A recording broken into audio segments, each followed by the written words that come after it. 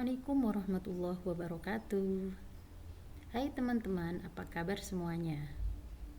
Sebelumnya, perkenalkan kami dari kelompok 6 yang terdiri dari saya sendiri, Nur Habibah. Saya Muhammad Abu Hasani. Nama saya Miftahul Nur Ulfa Anissa. Kami akan berdiskusi tentang materi yang berjudul jamak dan qashar. Sebelumnya, siapa nih dari kalian yang pernah bepergian jauh? Pernah bingung bagaimana cara melaksanakan ibadah ketika bepergian? Nah, hari ini saya akan membahas tentang jamak dan qashar sekaligus bagaimana cara pelaksanaannya. Jamak artinya adalah menggabungkan dua sholat dalam satu waktu, yaitu duhur dengan asar, maghrib dengan isya.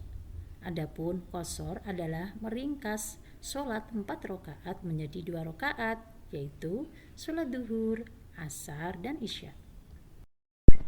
Penting sekali bagi kita memahami makna jamak dan qashar agar kita tetap dapat melaksanakan ibadah sholat dimanapun kita berada, apalagi saat melaksanakan atau sedang perjalanan jauh atau bepergian atau sedang keadaan sulit, sehingga ibadah kita tidak terlewat atau menjadi beban berat karena sholat sudah menjadi kewajiban bagi umat Islam. Izin bertanya Ibu, pertama, bagaimana niatnya sholat jamak maghrib dan isya? Pertanyaan yang kedua, bagaimana niatnya sholat jamak dan qashar? Pertanyaan yang ketiga, bagaimana cara praktek pelaksanaannya? Baik, untuk pertanyaan dari Pak Abu, yaitu pertanyaan pertama, bagaimana niat sholat jamak maghrib dan isya? Saya akan menjawab. Niatnya adalah Bismillahirrahmanirrahim. Usolli fardul maghribi salasa raka'atim majmu'an ma'al isya'i lillahi ta'ala. Adapun untuk niat sholat jamak dan qashar, sebelumnya kita harus tahu dulu mau kita sholat jamak takdim apa takhir terlebih dahulu. Jika kita mau menjalankan sholat jamak qashar takdim, maka niatnya adalah usolli fardhu dhuhri rak'ataini qasran wa majmu'an ilaihil asri lillahi ta'ala.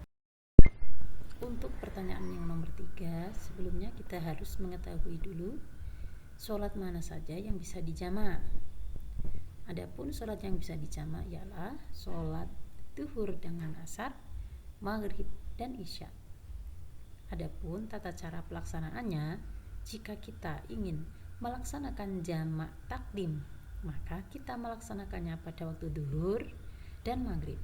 Dan sebaliknya, jika kita ingin melaksanakannya dengan jamak takhir, maka kita melaksanakan sholat tersebut di waktu asar dan isya. Izin bertanya Ibu, yang pertama, apa perbedaan mendasar antara jamak dan qashar? Pertanyaan selanjutnya, jika ada seseorang yang sudah tahu akan melakukan perjalanan jauh dan sudah memenuhi syarat bolehnya menjamak dan mengqashar sholat, apakah dia boleh menjamak dan mengqashar sholat di rumah sebelum berangkat? Pertanyaan terakhir, pada suatu momen sakral seperti saat jadi pengantin, apakah boleh menjamak sholat padahal tidak dalam keadaan safar atau bepergian? Terima kasih. Untuk pertanyaan dari Ibu Miftah, yaitu tentang perbedaan mendasar antara sholat jamak dan qashar. Nah, jamak adalah menggabungkan dua sholat dalam satu waktu. Jamak ada dua, yaitu jamak takdim dan jamak takhir. Jamak takdim adalah menggabungkan dua sholat di waktu sholat yang pertama. Adapun jamak takhir adalah menggabungkan dua sholat di waktu yang kedua. Sedangkan qashar adalah meringkas sholat yang semula 4 rakaat menjadi 2 rakaat. Menanggapi pertanyaan kedua dari Ibu Miftah tentang bagaimana jika seseorang melakukan sholat jamak qashar sebelum bepergian? Boleh tidaknya adalah jawabannya tidak boleh dan tidak sah karena tidak memenuhi syarat sahnya sholat jamak dan qashar. Syarat sahnya sholat jamak qashar ialah bepergian jaraknya adalah kurang lebih 80 km. Jadi tidak boleh dan tidak sah dilakukan sebelum berangkat. Adapun jika khawatir akan tidak dapat melaksanakan sholat dalam perjalanan, alangkah baiknya jika sudah memasuki waktu sholat, boleh dilakukan waktu sholat seperti biasa.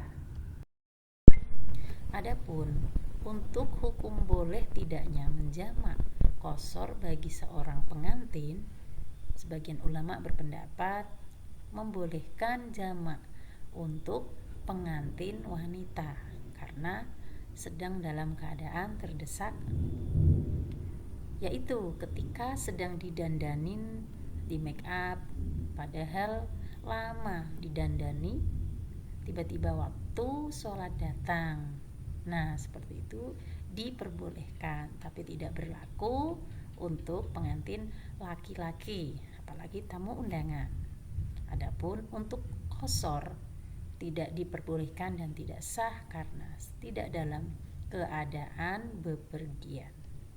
Nah, demikianlah tadi yang dapat saya sampaikan. Mohon maaf atas segala kekurangan. Wabillahi taufiq wal hidayah. Wassalamualaikum warahmatullahi wabarakatuh.